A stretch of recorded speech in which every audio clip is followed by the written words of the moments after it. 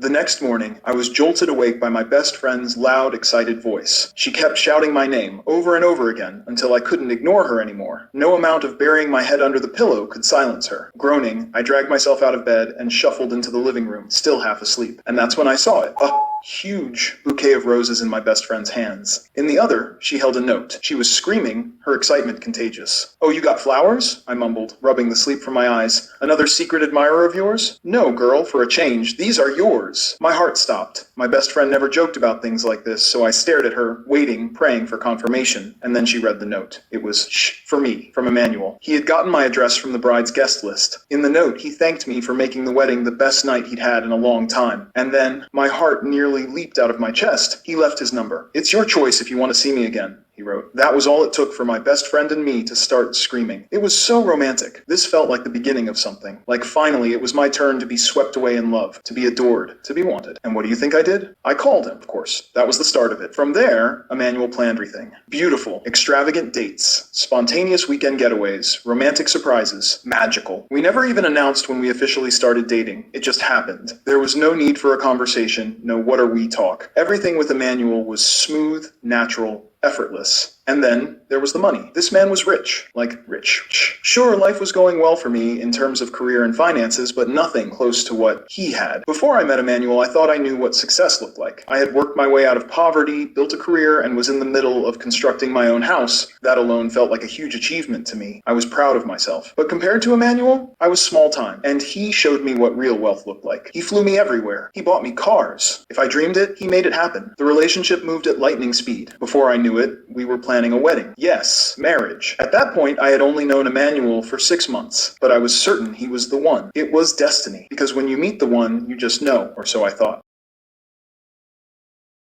On the topic of marriage, there's something important I need to share. Emmanuel was a foreign national in my country. Marrying him meant he would gain permanent residency, and to me that was an honor. I was in love. I wanted to build a future with him. So without hesitation, I stepped into my role as his wife. But after the wedding, it was time to do the marriage things. Our first time together, I had imagined it would be magical, but it wasn't. It was uncomfortable, wrong. Something about that night felt demonic. I couldn't explain it. I woke up the next morning itching, an unbearable, deep itch radiating through me. Down there, it wasn't normal. I reached over to touch Emmanuel's side of the bed. Empty. I sat up, blinking in confusion. Where was he? I checked the house. He was gone. Maybe he had work. But why hadn't he woken me up, kissed me goodbye? He never mentioned leaving early. It's fine, I reassured myself. He'll be home in the evening. Except, this became a pattern. From that day on, I barely saw him during the day. He was only present at night, bedtime. That was the only time he'd show interest in me. And I was getting sick. My energy drained every single day. I felt like my life was being sucked out of me. And the itching, it got worse. It was no longer just discomfort. I could feel it deep inside, like something was growing inside me. I told my best friend, "Maybe you're pregnant," she said, practically glowing with excitement. That would explain everything. "You're probably feeling off because of the baby." Pregnant. The idea thrilled me, because then I wouldn't have to stay home alone anymore. You see, after our wedding, Emmanuel had asked me to quit my job. "I have more than enough money to take care of us both," he had told me. "You don't need to work. Just focus on being my wife." So I quit. The plans to build my own house? Gone. He convinced me to sell it mid-construction. Why waste money? Your home is with me now. I let it all go, because I was his now. So when my best friend suggested pregnancy, I was excited. This would be my purpose now. I went into the doctor, eagerly waiting for confirmation of my good news. But what I got was dread.